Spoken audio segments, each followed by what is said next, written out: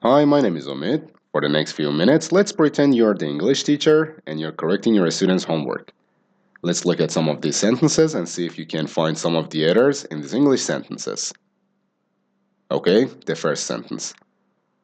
My mother, she works in a bank. Is that okay? Well, let me tell you right now that actually none of these sentences are okay. There is a mistake in every sentence. So see if you can find a mistake. My mother, she works in a bank. What's the mistake? Here, she. Alright? So what happened here is we said, my mother, she works in a bank. So we cannot repeat the subject. The mistake here is that we had a double subject. The subject was mentioned twice. In English, you can't do that. You just mentioned the subject once. So this sentence, in order to be correct, would need to be, my mother works in a bank.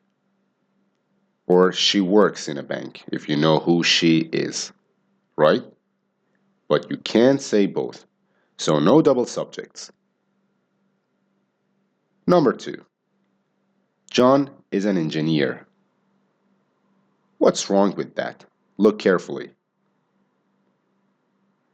Well, what's wrong is that it's missing the punctuation. Alright?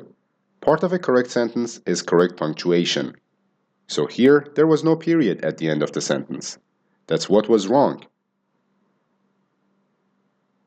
Next sentence. The manager of my department. What's wrong with that? Well, what's wrong is that it's not a sentence because it doesn't have any verb. There is no verb there. Okay? And of course, you need to continue this sentence and then eventually you'd need to have some punctuation as well. But basically, this is a sentence fragment. This is called only a part of a sentence. It's not a complete English sentence or a correct English sentence. There is no verb. Next one. We enjoy watching old movies. Again, look carefully. What's wrong there? Well, it has a subject, it has a verb, but this is the problem. The first letter in the first word of an English sentence has to be capitalized, and that's what was missing here. You see, we didn't have that problem before. Okay, next one. I like very much Chinese food. Okay, maybe that sounds okay to you, but doesn't sound okay to me. It's close, but not quite. What's wrong? Well, what's wrong here is this, the word order. Not only do you need to have certain elements, you need to have the words in the right order. So in English, the correct order for this sentence would be, I like Chinese food very much. Okay? Not very much Chinese food. I like Chinese food very much. Next, Maria needs help with her homework. What's wrong there? So the mistake is here. The mistake is in subject-verb agreement. The verb has to agree with the subject, right? And if we say Maria, it's like she, and we would have to say she needs. Maria needs help with her homework. So the error here was in subject-verb agreement. Next one. Delivered the package yesterday. Okay? Delivered the package yesterday. What's wrong here? Well, it's similar to this one, except here we had a sentence fragment and we had the subject. Here we have a sentence fragment and we have a verb, but we don't have a subject. We have a missing subject. So this is also a sentence fragment. Fragment means only part.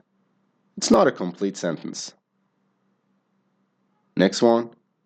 We received your letter. We received your letter. Sounds fine, but if you're an English teacher, you're gonna look really carefully at each of the words. And what's wrong is here.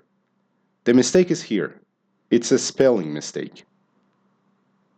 The word received is one of those tricky words with the E and the I, and the I and the E that you have to learn very well.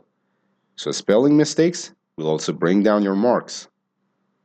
If you're doing the IELTS, if you're doing the TOEFL, any errors of this kind will bring your marks down. Okay? So even though they seem very basic, I know from experience that students make all of these mistakes. Be very careful not to make them.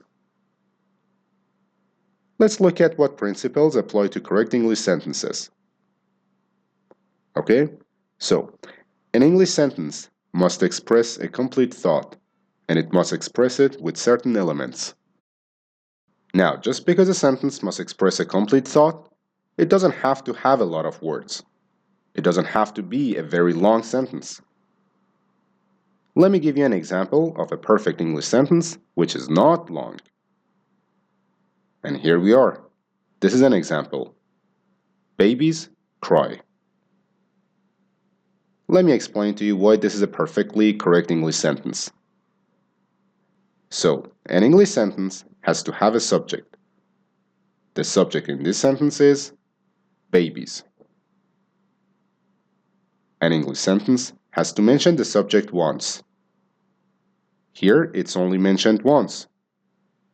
We don't say babies they cry. We just say babies cry. And the sentence has to have a verb.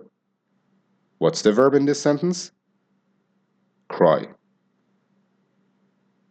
A sentence has to have subject-verb agreement. So in this case, we said, babies cry. It's correct. We didn't say, babies cries, or anything like that. There is subject-verb agreement. A correct sentence should have a capital letter. Okay, at the start of the sentence, and we do, so that's fine. A correct English sentence should have punctuation at the end, which we have. We have a period.